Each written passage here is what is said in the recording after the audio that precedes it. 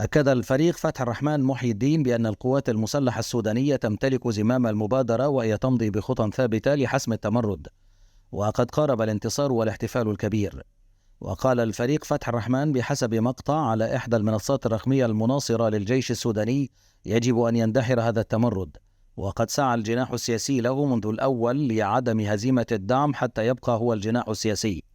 وقد بدأوا أولا بضرورة حظر الطيران مطالبين العالم بذلك، ثم قالوا لا للحرب بعدة واجهات لإنقاذ ما تبقى، لكن الآن الشعب السوداني يلتف حول القوات المسلحة بأعداد كبيرة، وأصبح الشعب هو الجيش.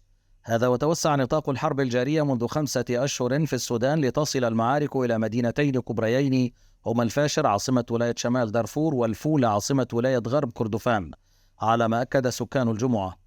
وأوضحوا أن أعمال العنف اندلعت مجددا في وقت متأخر الخميس، فيما أفاد أحدهم بسماع دوي معارك بالأسلحة الثقيلة قادمة من شرق المدينة وفق ما نقلت فرانس بريس. وأشار آخر إلى أن عناصر الجيش والاحتياطي المركزي اشتبكوا مع قوات الدعم السريع وأحرقت خلال المعارك مقار حكومية، مؤكدا سقوط عدد من القتلى من الطرفين لم يتم حصرهم بسبب استمرار القتال. كما أكد حصول عمليات سلب ونهب للمحلات التجارية بسوق المدينة. ويثير الوضع القلق بصورة خاصة في الفاشر، حيث توقفت المعارك منذ حوالي شهرين لأن العديد من العائلات لجأت إلى المنطقة هربا من عمليات النهب والاغتصاب والقصف والإعدامات خارج نطاق القضاء الجارية في باقي أنحاء دارفور غرب. فالمدينة تضم أكبر تجمع لنازحين مدنيين مع لجوء 600 ألف شخص إليها، بحسب ما أوضح مدير مختبر الأبحاث الإنسانية في جامعة يال الأمريكية ناتانيال ريموند.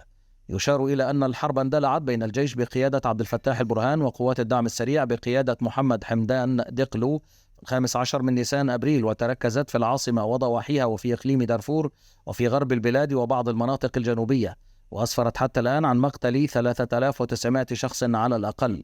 كما أجبر القتال الملايين على مغادرة بلداتهم ومنازلهم، سواء إلى ولايات أخرى بمنأى عن أعمال العنف أو إلى خارج البلاد. وبحسب أحدث إحصاءات منظمة الهجرة الدولية، فقد نزح أكثر من 3 ملايين شخص داخل البلاد، عبر نحو 1,000,000 شخص الحدود إلى دول مجاورة.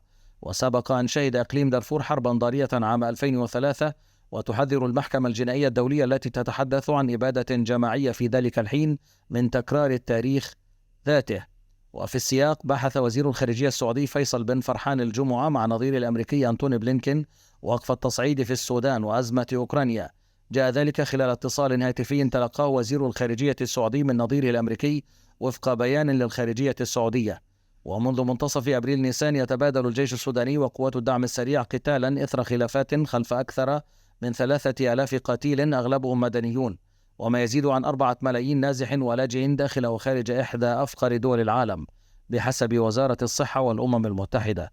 وأفادت الخارجية السعودية في البيان ذاته بأن الأمير فيصل بن فرحان تلقى اتصالا هاتفيا من بلينكين جرى خلاله مناقشة مستجدات الأوضاع في السودان، وناقش الجانبان خلال الاتصال الهاتفي أهمية وقف التصعيد العسكري بين الأطراف المتنازعة وإنهاء العنف وخفض مستوى التوترات بما يضمن أمن واستقرار السودان وشعبه.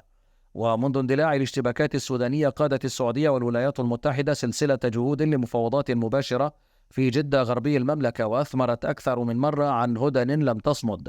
وتطرق الجانبان إلى تكثيف التنسيق والعمل الثنائي في العديد من القضايا الإقليمية والدولية، وعلى رأسها تعزيز الأمن والاستقرار في منطقة الشرق الأوسط.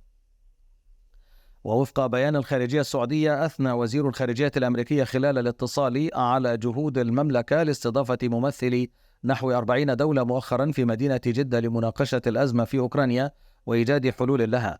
وفي 6 من أغسطس آب الجاري، أسفر اجتماع دولي استضافته مدينة جدة السعودية بشأن الأزمة الروسية الأوكرانية إلى الاتفاق على مواصلة التشاور الدولي بما يسهم في بناء أرضية مشتركة تمهد الطريق للسلام. وجاء الاجتماع وسط استمرار مواجهات عسكرية بين روسيا وأوكرانيا منذ شن الأولى هجوما على الثانية في 24 من فبراير شباط عام 2022 دون التوصل إلى هدنة دائمة بعد. وفي سياق آخر، أعلنت الجبهة الثالثة تمازج الخميس انضمام قواتها للدعم السريع في حربها التي تقودها ضد الجيش السوداني، متهمة عناصر النظام السابق باختطاف القوات المسلحة.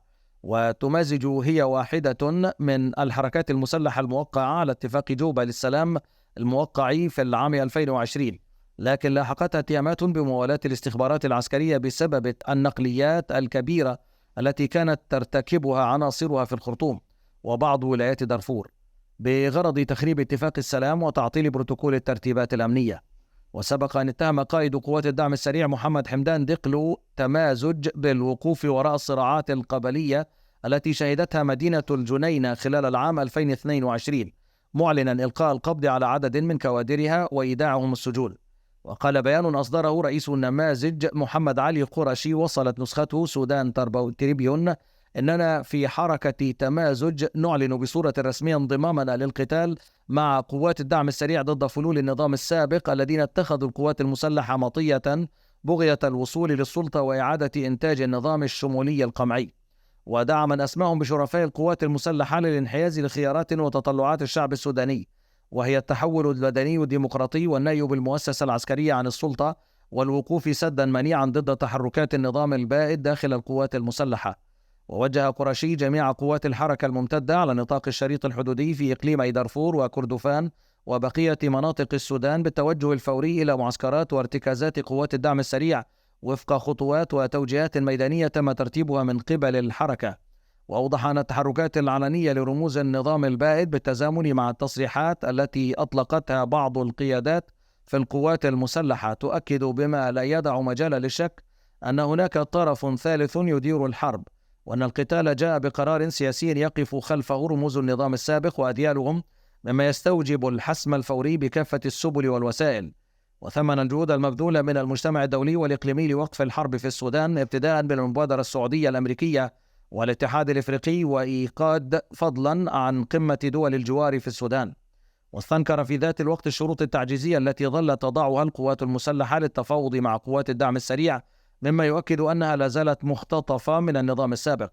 وبعد أيام قليلة من بدء القتال بين الجيش السوداني وقوات الدعم السريع في 15 من أبريل الماضي، انخرط عدد من قيادات حركة تمازج من بينهم قائد عملياتهم الحربية بدارفور أحمد قجة في صفوف قوات الدعم السريع، حيث ظهر قجة وهو يقود عددا من الجنود في مناطق تابعة لولاية الجزيرة.